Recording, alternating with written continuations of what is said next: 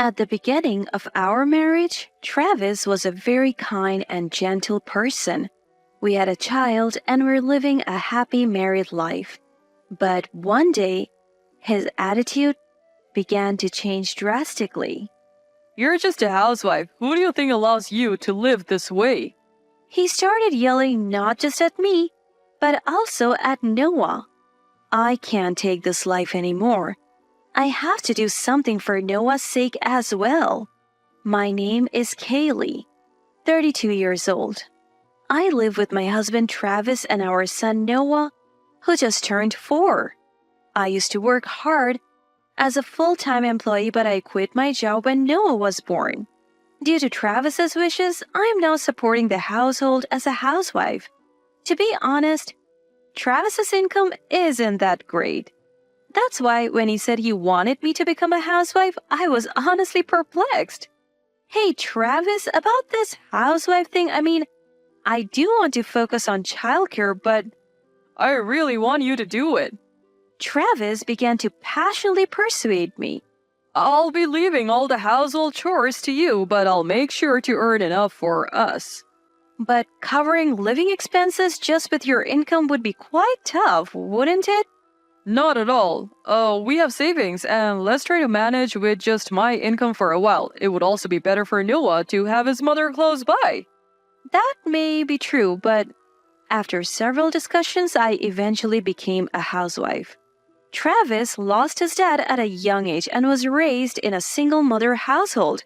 His mother is the owner of a company. She has always been focused on her job, so Travis felt lonely as a child.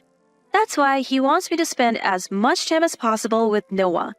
As for work, Travis is also employed at his mother Harlow's company, so there's a lot of flexibility. Moreover, Harlow is generally kind to us in private as well.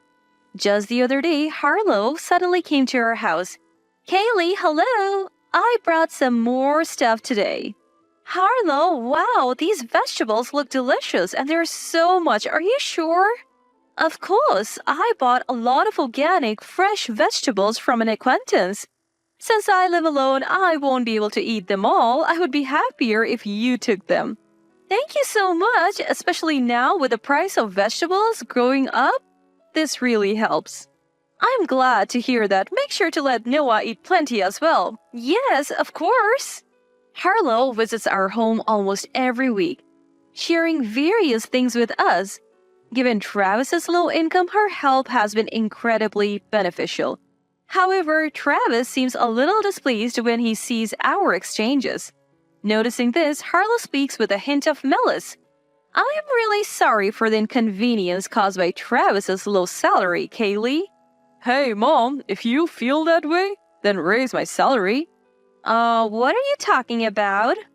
You even reduced my salary recently, right? That's just unthinkable for a mother to do to her own son. Just because you're my son doesn't mean I'll give you special treatment. Our company is merit-based. If you want to raise, perform your job duties properly. What the heck? I'm doing my job. Then who was it that had trouble with George's factory recently? Well, I don't get along with George. That's no excuse. You should do your job professionally. It seems that the reason Travis's income isn't high is that his job performance isn't particularly good. Harlow compensates for this by taking care of us, so we have been able to manage without any particular financial difficulties. Despite this, Travis feels no gratitude towards Harlow. On the contrary, he still resents her for reducing his salary. Since the pay cut, Travis had started to take out his frustration on me. The other day when Travis came home from work, he was in an exceptionally foul mood and more irritable than usual. Welcome home. The moment I greeted him, he began to complain with a sigh. Jeez, what the heck is going on with my company? Even though I'm the boss's son, they keep giving me these long lectures. Wait, what happened? That awful boss of mine knows I'm the son of the company owner, but he keeps bossing me around. It's really annoying, you know? Well, he's your boss. What does that have to do with Harlow? Huh? Now you're making fun of me too, acting all smart even though you're just a housewife? Lately, he's been constantly complaining about his job at home. Worse still, he started complaining to me, a housewife. I couldn't take Travis's unreasonable complaints anymore. Look, Travis, I get that you're frustrated because your work isn't going well, but your attitude is really bad. Huh? Unlike you, lazing around at home, I work from morning to night. Lazing around, taking care of the house, and raising a child takes up my whole day, you know. Don't talk back to me. You're probably just watching daytime TV and snacking all day, right? Must be nice to be a housewife with all that free time. That's not fair. Besides, it was you who initially said you wanted me to be a housewife. Travis glared at me and tutted loudly. Listen, who do you think is more admirable? Me, who works and contributes to society, or you, just lazing around as a housewife? What? I'm not lazing around all day. Obviously, it's me. I'm the one who works and earns an income. Thanks to me, you all can live your lives. You can't be serious. Which means I'm obviously the superior one here. Now go fetch me a beer. Be more considerate, you jerk, Kaylee. Jerk? Did he just call me a jerk? I was taking care of everything at home while only Travis was earning an income. Even our food expenses are mostly covered thanks to Harlow. Travis's unkind remarks had finally pushed me over the edge, but I held back from responding knowing he would just repeat the same comments. He can't even operate a washing machine by himself. Despite that, he continues to complain to me. Just a few months ago, he wasn't like this. He used to be much calmer, kinder, and always put Noah and me first. Could the pay cut be the reason for his changed behavior? But as Harlow pointed out, Travis should also take responsibility for the pay cut.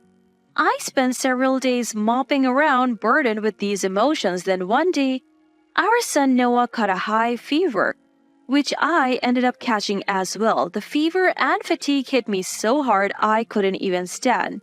Unable to prepare dinner, I decided to call Travis and inform him. Hello, Travis. Sorry to bother you during your break. What now? I'm busy. Stop calling me all the time. I'm sorry. Actually, it seems like I caught Noah's cold. I have a high fever and I feel really weak. So could you eat dinner somewhere else today? Travis then responded in a noticeably irritated tone. A cold? Do I look like I care? I got to work every day, whether I'm sick or not. You're just a housewife. Don't you dare slack off. But Travis, you took a day off last month because you said your stomach hurt. Shut up. If you have time to talk back, go to the shopping already. Got it? If dinner isn't ready, you won't be forgiven. Travis, wait a minute. Ignoring my words, Travis hung up the phone. If his mood worsens any further, it might affect Noah too. With no other choice, I headed to the supermarket shaky from my 39-degree fever. Somehow, I managed to prepare dinner and waited for Travis to come home. A few hours later, a message arrived from Travis that left me speechless. I don't want to catch a cold, so I'm not coming home today. I'll stay near the office. I was infuriated by his incomprehensible message. What is he saying? After all his commands to properly prepare dinner? If he wasn't coming back, there was no need for me to struggle and go to the supermarket. In the end, Travis returned home 3 days later. Instead of being glad that Noah and I had recovered, he immediately started complaining. There's a pile of laundry, and there is dust on the floor. What kind of housewife are you? And then, he looked down on me and uttered words I couldn't believe. You! Could it be that you lied about being sick to get out of housework? At this, I was taken aback. What? What are you talking about? There's no way I would do that. Then why is the house this dirty? It's been 3 days. Something's off. Because I told you. I was feeling unwell, so there was nothing I could do. I was doing my best, just taking care of myself and Noah. Oh, sure. It's probably another lie, isn't it? Using Noah as an excuse to slack off on housework? You are in really good position, huh? Tears welled up in my eyes with anger and frustration at Travis's brazen words. Then our son Noah appeared. Dad, Mom was really struggling and seemed to be having a hard time, you know. What? Noah, you're going against me too? Mom was trying her best alone, so Dad, can you please be kinder to Mom? What did you say? Travis's face turned red and he began yelling loudly at Noah. Silence, you brat. Understand this? You're only able to eat because of me, got it? Dad? Don't go against me. You're all able to live because of me. Don't complain, you ungrateful lot. At the sound of Travis's yelling, Noah started to cry out loud. That was the moment when my anger reached its breaking point. It's one thing to yell at me, but yelling at Noah too? For Noah's sake, having a dad like this is absolutely unacceptable. With resolve, I spoke coldly to Travis. Fine. If you're going to say that much, I'll quit being a housewife. What? I never signed up to be your seriously in the first place. If I'm going to be treated like this, I'll quit being a housewife and leave this house. What are you talking about? I called out to Noah saying, let's go, and began to pack our belongings in the room. Seeing this, Travis tried to act tough and shouted, Get out of here already. As I took Noah's hand to leave the house, Travis spoke, Good luck, alright? Don't come to regret this. Regret? That won't happen. Sure. As if you, a housewife, can raise Noah alone. And so, I left the house with Noah. However, just as Travis said, I don't have a job or much savings. For now, the only option seems to be going back to my parents' house in the countryside. But before that, I want to say goodbye to Harlow, who has been so kind to us. I held Noah's hand and headed to Harlow's house. Unaware of the fight with Travis, Harlow warmly welcomed us. Oh, Kaylee, and Noah too, welcome. Wait, what's with that luggage? Harlow, I'm sorry for the sudden. You seem really tired. Is Travis not with you today? Well, about that. Harlow looked into my face with concern. At that moment, the thought I could no longer call that person Mom made tears spill from my eyes. Wait, Kaylee, what happened? I'm sorry, Harlow. Why is this? Did something happen between you and Travis? No, not really. It's okay. Please talk to me. I may be Travis's mom, but I'm your mom too. Harlow. I decided to disclose everything that Travis had said and done to me to Harlow. Hearing my story, Harlow's face turned bright red with fury towards Travis. She took a moment to compose herself and then spoke calmly. Kaylee, you might not like this, but will you come with me to see Travi? But please, I can't let this go as it is. Understood. I didn't want to go, but it was a request from Harlow, who had been so kind to me. Noah and I got inside Harlow's car. Upon arriving at Travis's house, it was decided that I would meet with him alone first. Just as I thought, Travis greeted me with a provocative smile. What are you doing here? I thought Kaylee had left for good. Well, that's... Finally, realize you can't even maintain a basic lifestyle without me, huh? Well, makes sense. You were able to eat because of me after all. Looks like you finally realize how great I am. Without me, you're just a useless housewife who can't even eat. Just as Travis began to laugh loudly, Harlow appeared in the living room. Mom? I heard everything just now. Facing Travis, Harlow crossed her arms provocatively. You say the one who provides the meals calls the shots? In that case, am I not the one providing meals to you, Travi? Do you really think you're in a position to say such things?